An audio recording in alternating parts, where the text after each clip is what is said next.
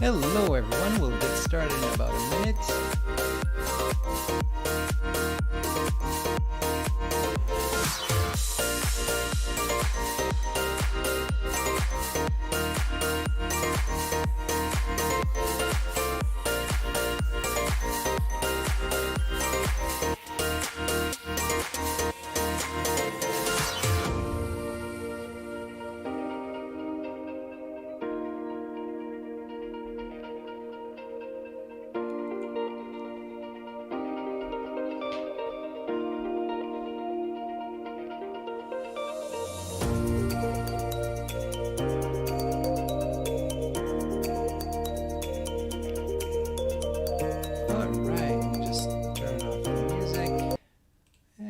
Go.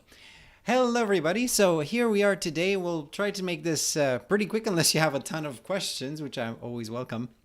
So today we'll be talking about the Canadian housing stats. Specifically, I'll be talking about the Canadian housing stats from the Canadian Real Estate Association, from the CREA, and these stats were basically released 2 days ago, so on the 15th. Now, normally I like to kind of put both those stats together with those from Terranet. Unfortunately, Terranet only will release their own stats for the month of August tomorrow morning at 8 a.m. As a result, I'll make a very short video tomorrow, like a 10-15 minute video at the very most, just showing you the highlights, might be even shorter than that, of the stats that they will be releasing tomorrow.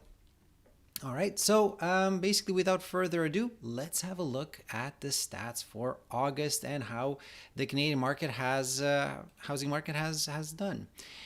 All right, so and as I mentioned before, the stats I'll be using in here are basically these ones over here from the Canadian Real Estate Association. I'll put this at the end of the webinar. I'll put this in the description down below. In the meantime, here is if you want to follow along. Here are the stats. Basically, as I said, they were released on Tuesday. All right, so we will have a very quick look through these. So national home sales rose by 6.2% month over month, meaning there were 6.2% more homes that were sold in August compared to July. And these are not seasonally adjusted numbers. Fancy way of saying, because we have that cyclical nature, right? Real estate has this cyclical nature in terms of sales.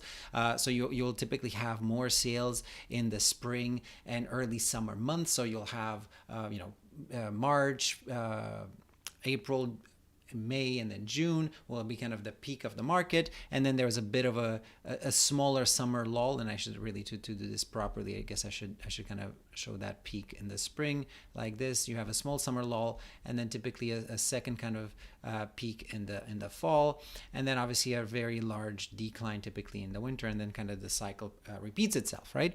So if you're seasonally adjusting it, you're kind of looking at previous annual trends, and you're seeing how that normally peaks and troughs depending on which month it is, and then you're adjusting your numbers to reflect this. So real numbers, not seasonally adjusted numbers, just the real numbers, looking at the numbers themselves. They were 6.2% higher in August versus July. And if you recall from the July numbers, in July basically we had about a 30% month over month increase compared to June, because obviously June we were still under a significant number of lockdown conditions and orders, et cetera, depending on which Canadian city and or region you are from, right? So obviously there was this giant increase in July, and we still saw a significant increase in August here, but obviously the increase wouldn't be as large as the difference between June and July. So that's pretty much in line with what you'd expect. The actual activity was up 33.5% year over year. So again, not adjusted. So what this means is that, as I said, usually you have this kind of slight lull during the summer, because again, a lot of people typically July, August is the time when kids are normally out of school, and when most families normally that that can afford to travel longer distances, that's typically when they tend to take their vacation, right? Their summer vacation. And as a matter of fact, in Quebec especially, you have construction holiday, which takes place during that time point in time as well.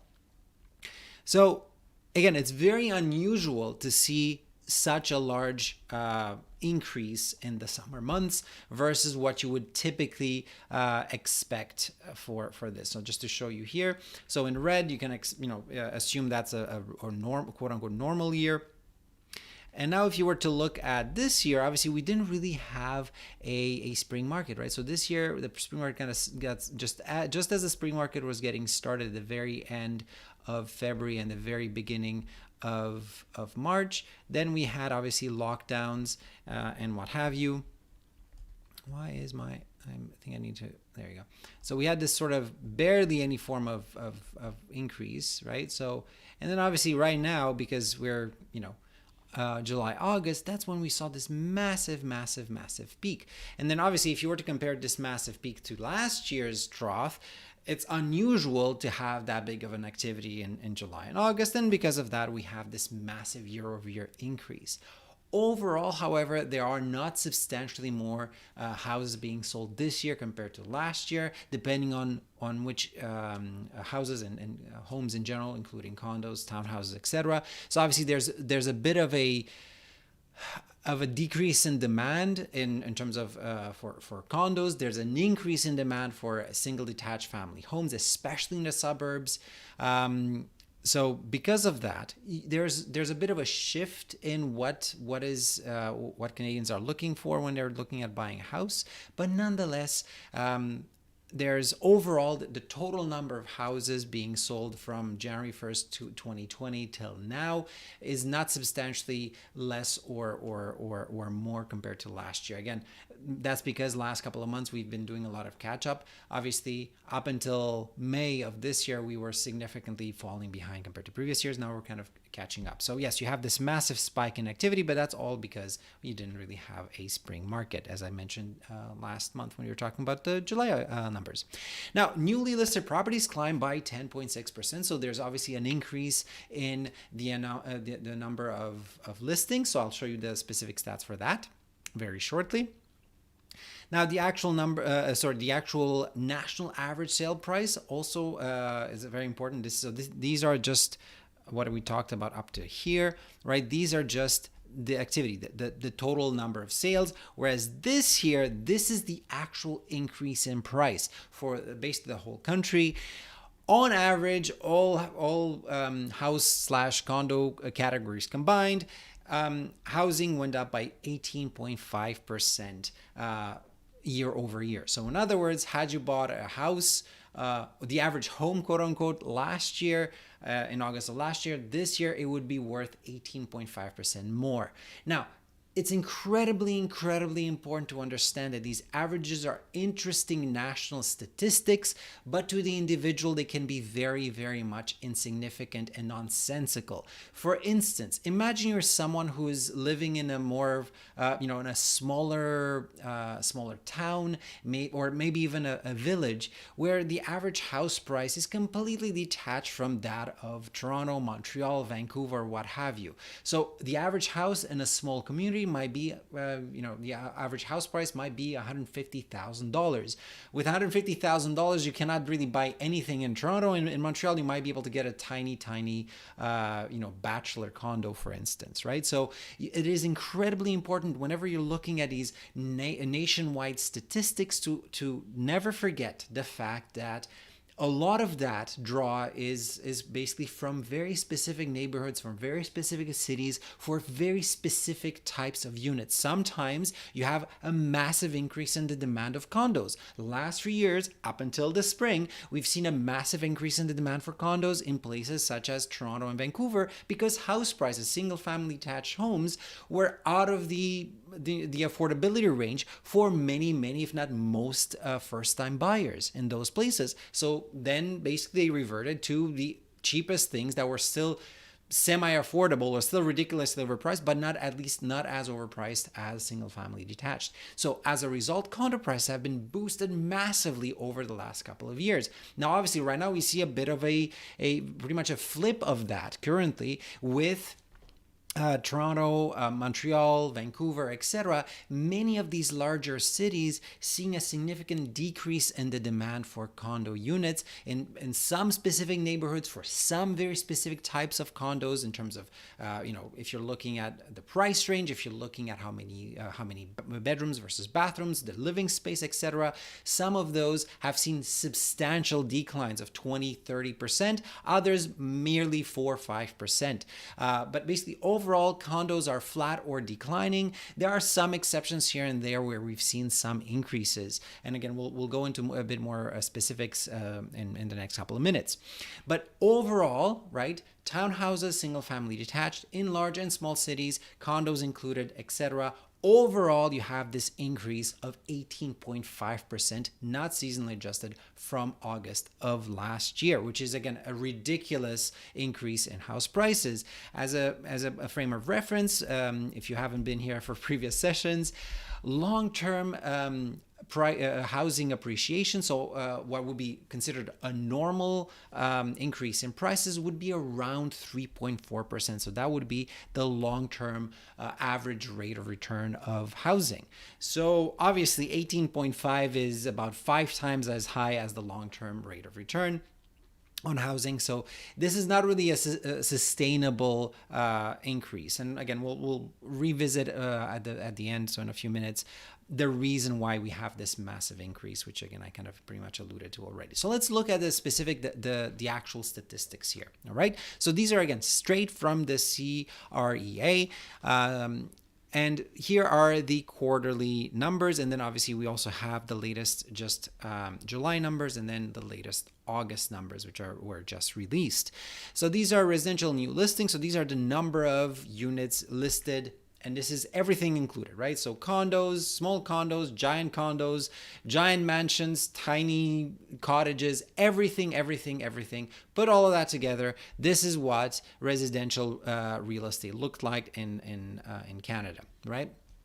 So overall, right now we can see that we're reaching, again, August, we're reaching a peak, one of the highest, if you will, months that we've had. Now, keep in mind, this is a bit misleading because all the other ones here, except for July, all of these are 3-month averages, right? So this is the second quarter of 2020, first quarter of 2020, et cetera, et cetera, et cetera. So it does mean that this is the highest month on record ever. It's certainly one of the highest Augusts, I should say.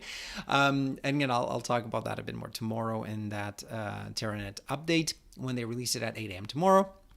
So I might post my video around 9, I guess, once I have the time to look at the stats. But basically, we've had other months, but obviously, when you average it over 3 months, that lowers it. So long story short, we are seeing quite high a number of listings. So a lot of people are listing. Now, people are listing for a number of factors. So obviously, the second quarter here of 2020, because of the lockdown, it was pretty much a record low. We haven't seen such low inventory for many, many, many, many years. In certain areas of the country, for certain listings, it was record low listings ever. Like we've never had listings that low in those particular subcategories. So the reason this is important is obviously this is a very clear indication that the typically high spring market, right? It's the second quarter of the year is typically the year where the quarter that you will typically see quite a bit of demand. Was, had very few listings. As a result, prices started going a bit crazy. And, add into this very low, record low, really, interest rates. Cheap money, easily available money for those that are still able to maintain a job. Because obviously, if you did become unemployed or were on you were taking any form of government benefits. Again, there are too many acronyms to list all of them. But basically, if you were receiving any form of government subsidies, or any form of unemployment, you would not qualify for a mortgage application. If, on the other hand, you were able to maintain your job or a job, at that point in time, it's kind of record low interest rates. And as long as you're able to service that debt, a lot of people wanted to buy, and a lot of people were turned off by condos and still are turned off by condos. Whether that's the right approach long term or not, that remains to be seen in the next couple of years. But because of that, again, that really drove prices up. Then obviously July saw a massive increase in listings, and August saw even more listings as well. Now, so these are the listings, and these are obviously the sales. And sure enough, when you have very few listings, even if you had a high demand, a lot of people wanting to buy and driving prices up, there was just no inventory. There were no homes to buy. There were no condos to purchase. And as a result, obviously, you cannot, no one can buy anything if nothing is for sale. So because there were very few listings, we also had very few sales in this second quarter of 2020. And then obviously, once we started coming into early to mid-June, depending on which city and or region of the province of the country or provincial regions you're looking at, different measures were lifted, different quarantining measures were lifted, and more people were able to list, and more people were actually able to go visit homes and purchase their homes. And as a result, obviously, we've seen a massive increase in listings, and even a larger increase in sales, because again, there were other units that hadn't been sold before that now were increasing there. And again, we've seen pretty much record high August sale numbers over here, right? So what happened to the prices? So as I said, overall, nationally, we have this roughly 18.5% year over year. So from August of 2019 to this year, price increase, right? But again, that's for everything included. As I said, some condos actually went down in price. Some residential homes went up more, others less so. And here you really, if you're looking at the entire country, so you see, for instance, PEI had some ridiculous increases. So we have about 32% year over year. So this is roughly 32-ish% year over year price increases. And then obviously places like Alberta have only seen what you would normally expect, roughly around 3.5% or thereabouts increases in prices, right? So this is sort of what you would expect long-term averages to be. Obviously, recent years we've seen quite a bit of higher than average prices in many areas. So I'm not saying you should always expect to see a 3.5%, but that's 3.4 is really what the historical average rate of return has been year over year. Now, if you're looking at Canada's two largest provinces by population, is obviously Ontario and Quebec here. So in Ontario, we've seen about 23% or thereabouts, and Quebec roughly at 21 or thereabouts. So again, this is how that sort of panned out. And obviously, if you're in Montreal, this is probably what you're looking at. And more specifically, you're interested in the Montreal numbers themselves. Now, so this is, so the black line here is the 10-year monthly moving average. So they're looking at, and this one is actually seasonally adjusted to make up for, to adjust for that fluctuation, that seasonal fluctuation, where you see the significant increase in the spring market, the slight doldrums of the summer, then the second sort of bout in interest in the fall, and then the significant decline in the winter. But basically, this is roughly what you would see over time. And the reason this monthly home sale number goes up over time is, again, because our population grows. And obviously, when you have more people in Canada into 2020 versus 2007, you would obviously expect to have slightly more activity in all sorts of sales of burgers as well as sales of houses, right? So that's not really unexpected that you would see more sales going forward. Now, obviously, different events will precipitate or increase this normal averaged out value. So obviously, if you're actually looking at the monthly home sale instead of just looking at the rolling moving average for over 10 years, you would get something more akin to the red line over here. And obviously, here we have the financial crisis, and we've seen there was a significant decline there, and it sort of recovered slowly but surely. And then basically in 2017, in the summer of 2017, the condo market started booming in some areas and the housing market started really declining in others. Now, obviously, if you're looking at Alberta specifically, you don't see it on this one because, again, this is Canada wide. Starting in 2015 with the oil, with the crash in oil prices, there was a significant decline in prices in Edmonton and Calgary especially, and so that obviously kind of dragged these national prices down to some extent. And then here, yes, in 2017, we had this massive influx into the housing real estate market in Toronto in the spring, and then pretty much the plateau was reached in late spring, early summer of 2017. And since then, again, depending on which building category you're looking at, for some, that was the last plateau. Others plateaued a bit later. So we see kind of the plateaus kind of happen subsequently here. And then obviously we were starting to get back to that level. And then again, those were the prices. So these are not prices, these are sales. But obviously, typically as you have an increase in sales, you typically when you have more sales, it typically also indicates a lot of demand from people, a lot of excitement in the market. So as you've seen, this massive drop in sales, and again, was much more pronounced than the drop in sales we've seen during 2009, during the financial crisis.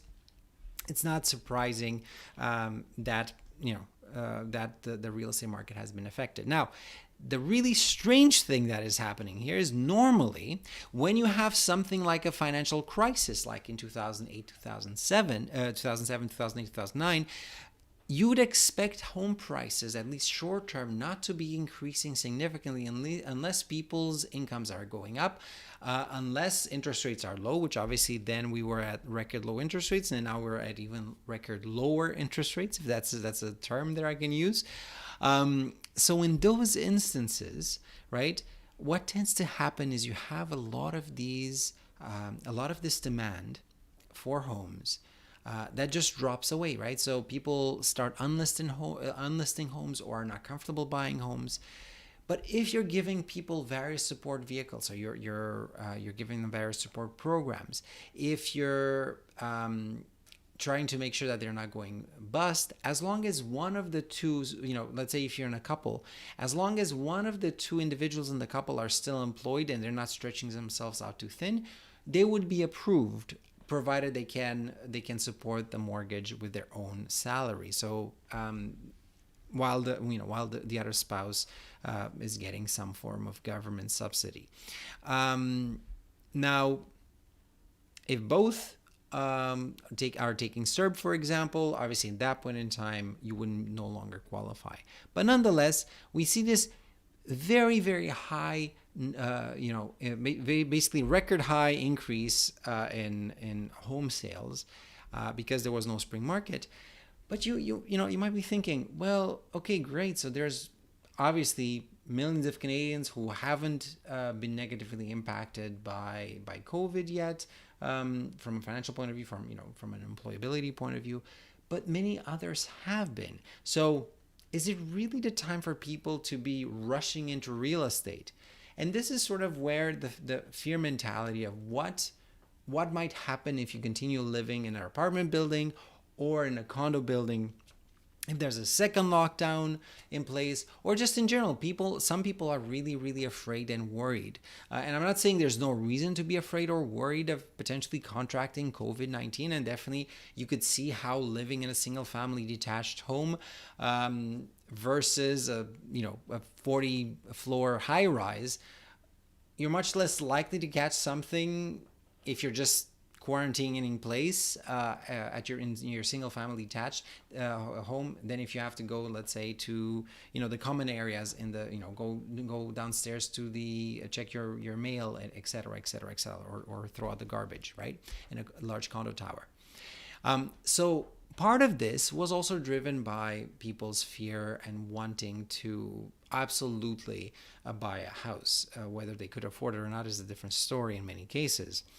Now, those individuals, right, have been the ones really driving home prices up. And right now, as I said, last couple of years, especially since markets sort of petered out in places like Toronto in about 2017 for certain types of homes. It was really the condo market in many areas that were driving the prices. In other cities, the condo, for example, Calgary and Edmonton, condos were really not in demand or actually dropping significantly in price over that same period. So again, keep that in mind. If you're someone from Calgary watching this, make sure you're specifically investigating and looking at your own local housing. And I'll cover more of that tomorrow. Do not simply look at this 18.5% year over year increases Canada-wide and think, oh my God, that the Calgary housing market is doing amazingly well, because it isn't, right? So really, what matters is to look at your own specific local market for the specific subtype of unit or type of home you're interested in and see what happens there. And, just kind of to show you this, here's the composite numbers, this black number, this black line. So it's basically the line that we're seeing over there. So this is the aggregate price. Here are the monthly home sales. So these are just number of units. So right now we had about 56,000 or thereabouts units being sold, homes being sold Canada-wide in August. And over here, right, we see this composite number. This is the price, right? So the composite number in Canada as a whole is about $645 or $640-ish thousand. Now, again, that's an interesting statistic, but if you're buying a tiny home in a very small, distant community and you're paying $100,000 for it, do you really care that house prices, home prices have gone up by 18.5% and now they cost on average, $650,000 or $645,000? Not really. It's not really relevant to you. In the same way, if you happen to have the income and down payment to be able to afford a $2 million home, does it really matter to you that the average home has gone up, including condos, etc., by 18.5%, right? So in this case here, what you want to do is obviously look at, again, this is still not perfect because it's Canada-wide. So real estate is very local, right? They tell you the important things about real estate is location. And it's incredibly important to know where you're buying in the sense of what is happening to that particular subtype of home, that particular size, with those specific features in your specific local market, right? So here, yes, two-story single-family homes, obviously the largest ones.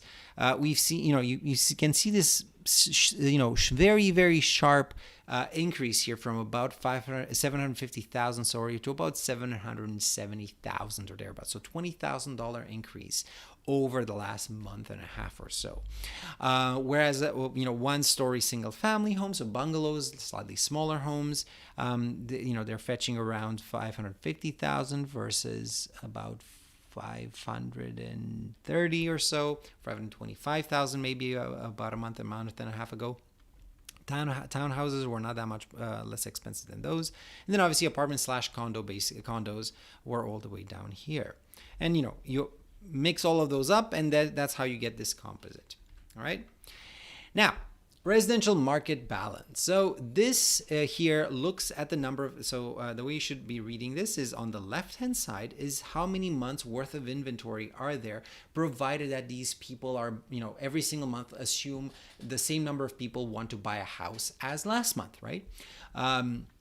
So that's on the left-hand side here, those are the blue bar graphs. And on the right-hand side is the sales to new listings ratio, meaning of all the new houses that are being for sale, and this is in percentage on the right-hand side over here, what is the percentage of homes that get sold at any point in time? And again, because here, and this is monthly, right? So we see here January, February, March, right? And March lockdown started. A lot of people that had listed just at the beginning of March didn't unlist right away. So there was still some inventory in March, and there were still some people buying in early March. But then by end of March, though, a lot of people retracted those listings or unlisted their homes, basically. And what tended to happen is also we also initially saw a significant decline in the number of transactions. So as a result, the number of months on, the months that it took to basically clear the entire inventory was this hypothetical roughly 9 months worth of inventory. Now, obviously, right now with the very high demand, it's less than 3 months, right? Because 3 months would be roughly here. So it's about 2.7 or so months. Okay.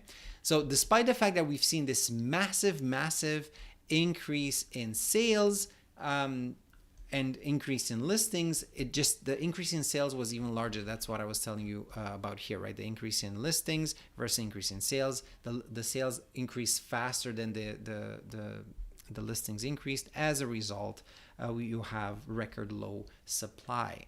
Now, what happens when you have record low supply? Well, it's a seller's market. Fancy way of saying people that are selling are in control of prices more so than people that want to buy. So because despite the fact that there's more and more listings, they just fly off the shelf like hotcakes, basically. At that point in time, what tends to happen is if I'm going to just increase my sale price by another 50,000, their chances are not only will I get that 50,000, but I'm actually get a couple of people, trying to outbid each other in an auction, basically in an auction kind of context where they just try to go into a bidding war and try to see whoever can pay more for the unit. Actually, not far away from where I live, just down the street, a house was listed like 2 days later. It had a sold sign on the front lawn, and this kind of has repeated itself in most Canadian large cities in the last couple of months, basically. So these are the facts. What has happened in July, and again, most recently now in August. So let's very kind of really quickly wrap this up, and then I'll just have two kind of closing thoughts here for you. So house prices have increased substantially in August. The reason I'm not putting a percentage here is, again, the real percentage is 18.5, but I hope, as I've shown you, that 18.5 is really an amalgamation of really very different subtypes of homes and very different subcategories when it comes to regional sales versus sales from larger cities, etc., etc., etc. And obviously, prices in Vancouver and Toronto are very different from Calgary, Montreal, or something smaller like Trois-Rivières, for example, or Halifax. Anyway, now, what are the main factors of this increase? Well, the first two are really the same as for the July number. So for the July record sales and record prices really is low mortgage rates. That's number one. It's always, keep in mind, mortgage prices, so the cost of money, so mortgage rates, so the cost of money, right, is moving in the opposite direction to house prices typically, and asset prices in general, but especially houses where people use a lot of borrowed money. So when mortgages go up substantially, you typically see a flatlining or a decrease in house price, or at least a decrease in the increase, if that makes any sense. So if you would have had a massive increase in house prices recently and you would see a significant increase in interest rates, you would expect fewer people wanting to borrow. Now, I'm not trying to tell you this is going to happen anytime soon. The Bank of Canada has indicated that for the foreseeable short-term future, chances for the next 2 to 3 years, it's unlikely they would be increasing their overnight rate. So low mortgage rates, at least for variable rate mortgages, are probably here to stay for at least 2 to 3 years. Okay. Now, as I've covered in a previous live stream, we talked about those fixed rate mortgages.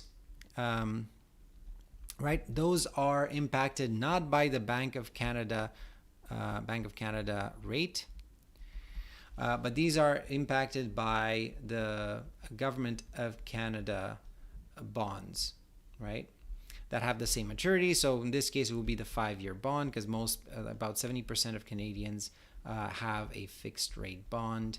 have a fixed rate mortgage, and those tend to usually be 5-year. The vast majority of those tend to be the 5-year fixed mortgage, right? So those more depend on in terms of what the market sees in terms of happening to the market to the Canadian bonds. Now, obviously, the Bank of Canada has said they will keep on lending money to the Canadian government via these bonds, and they're buying on a daily basis. They're buying millions worth of extra debt that the government needs to give out, basically. Or it needs to borrow in order to be able to give out all the money and have the money for all the projects and all of the various programs that are in place, right? So this is where that would go. So should you lock in or not? Again, I've covered that in the past, so maybe have a look at that a couple of weeks ago. Have a look at that video. Now, obviously, there's also pent-up demand, so this further impacted things in August. And then this is the thing that was a factor in July, but maybe has become even more a factor now, is this increase in the perceived desirability of single-family homes.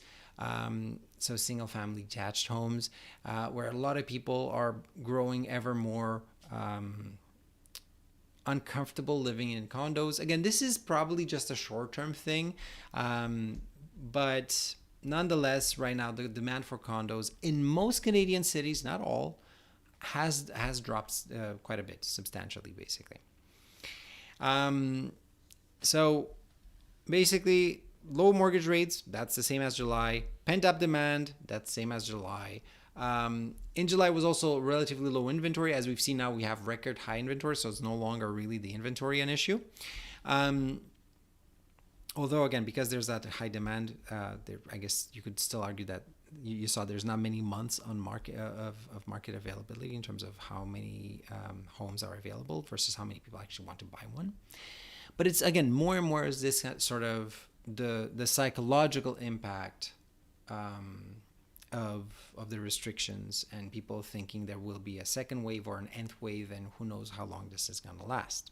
So this really is driving up demand for houses in the suburbs. Now, the really interesting statistics to see for monthly home sales and home prices will be for September and especially for October once the deferral cliff kicks in. Many people have argued that we will see a significant increase in listings, but again, if July and August has taught us anything, is that an increase in listings is just met with more and more housing demand. So we will see. Maybe that will cool off the market a bit, or maybe it will be barely a passing trend. We shall see. Again, no one knows for certain. But the last thing I will leave you on today is this here. Is this rise in prices in line with fundamentals? This is the key thing you want to ask yourself about. Whether you're looking at, Bitcoin or gold or, some form of futures, you're looking at, derivatives of some form of fancy investment. Maybe you're looking at Tesla stock, or maybe you're looking at some ETFs. Whenever you see these significant increases, and believe you me, an 18% year-over-year increase is significant by pretty much any measure, right? And keep in mind, that's the national average, meaning some areas, as we've seen, like PEI has gone over, has increased by more than 32% or thereabouts year over year. Despite the fact that they're so really ridiculously inexpensive, and I'll show you those stats tomorrow morning once TerraNet releases all of their stats. I've seen some preliminary stuff, but I haven't seen all the compiled data, so I don't want to speculate on that.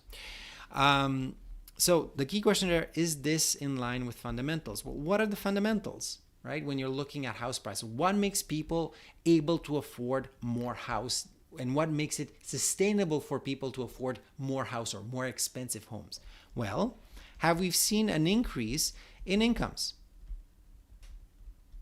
Have we seen an increase in incomes? Right? The answer, nope. Right?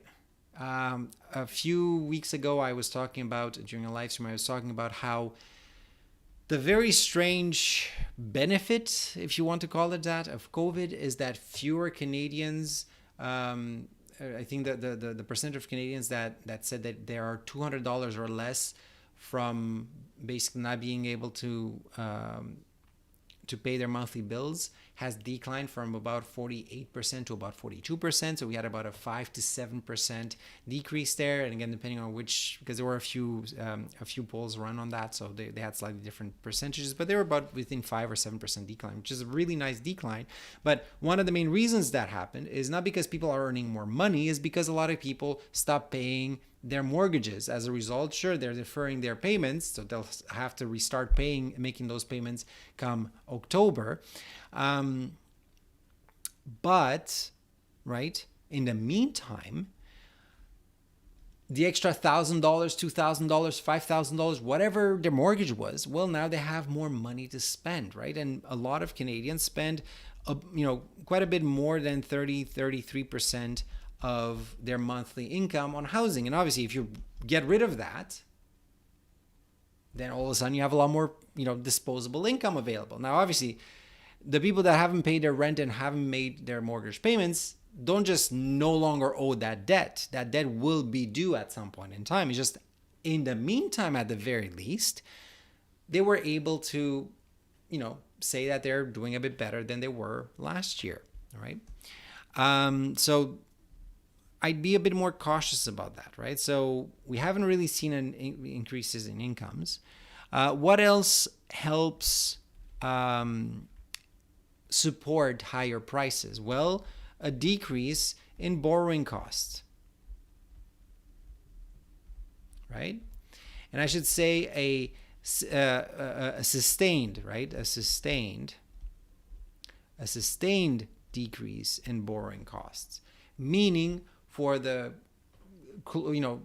near to or short to medium term future, you don't really foresee borrowing costs to increase significantly, which again, Bank of Canada has pretty much stipulated last week and kind of reiterated on Monday again, that for the foreseeable short-term future, at least 2 to 3 years, they're unlikely to increase interest rates unless something significant happens. Maybe you find a cure, maybe something else happens that really boosts the economy, and then you have high inflation.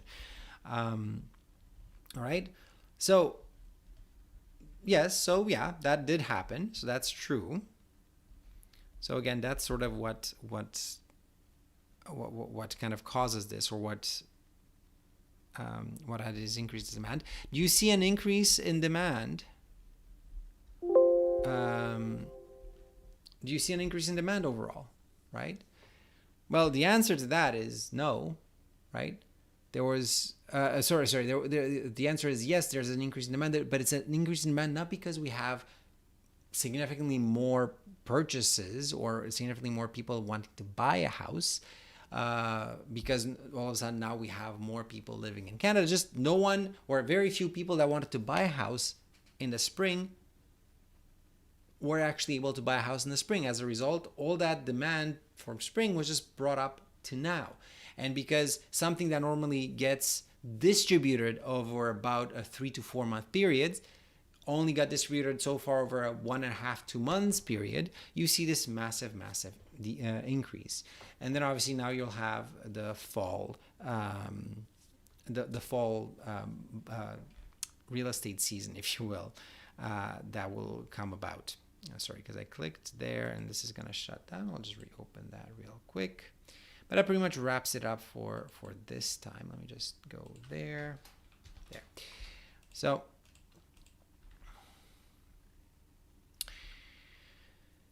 all of this to say, if you have the money and you absolutely want to buy a house and you can afford said house, then sure, go ahead and buy. Is an 18.5% increase in prices year over year at the height of a pandemic, when there's still millions of people that are unemployed? We are completely and utterly uncertain for how long schools will be able to be maintained open, and or for how long businesses will remain open. Is that really the best time for people to be trying to outbid one another on real estate? Well, if you think that the only way you're not going to catch COVID and stay safe is to buy a home in the suburbs that is detached and you don't have to deal with people living in a condo building, then sure, for that specific subtype of home, there will be probably a substantial demand and sustained demand for a few months. Once all the people that can afford a home have bought those homes, is there any reason to believe that house prices will continue to maintain those prices or even continue going up by double-digit numbers, which is, again, ridiculous from a fundamentals point of view on an ongoing basis? Not really. I mean, think about it. If $1 million home right now goes up by, let's say, 20%, just to make the math simple, by next year, that means it went up in value by $200,000. If it keeps this up for a few years, in a span of 5 to 7 years, you would be doubling the home prices basically. So while single family detached homes cost about $1.3 million in Toronto, do you really think people could afford $2.6 million homes 5, 6, 7 years from now? And then 5, 6, 7 years later, $4 or $5 million homes? Unless you see a massive decline in the value of our currency, that's highly unlikely. So buy if you can afford, but don't buy just because you're worried that if you don't buy now, you'll never be able to afford housing, because prices have just been going up like crazy in recent months. If you're buying and especially if you're trying to outbid someone, doing kind of a blind auction essentially, because you absolutely have to buy a house, because if you don't buy it now, you'll never be able to buy it, because let's face it, it's just gone up by 18.5% from a year ago. You're probably going to end up regretting that decision within the next year or two. Now, I'm not forecasting a massive decline in house price or anything like that. I'm just saying it's highly unsustainable and unreasonable from a fundamentals point of view for this to last and to increase at the same rate long term, given the current economic data, given what currently is happening in the economy. So if all you're going to do is buy a home because that's the only thing you think will allow you to make some form of money, I'd highly encourage you to kind of do a bit more research, look at our other alternatives. If you can fully afford it and you don't care, maybe potentially overpaying a bit, 10, 15, 20%, then it's perfectly fine, just buy it. So long story short, August numbers look good on paper, but be very careful what those 18.5% national average increases actually mean. Make sure to do your own research for your own specific situation in terms of what you're actually able to afford, where do you live, how have the house prices of those specific units and types of homes that you're interested in actually been impacted recently compared to whatever has happened nationally. All right, so that's pretty much it for me today. I'll leave you on that, and basically tomorrow, as I said, I'll have a very short video just summarizing up the stats from Terranet. Normally I would have included it today, but they're only releasing it tomorrow morning. So there you have it. Thank you so much, everyone, for stopping by and listening to this live stream.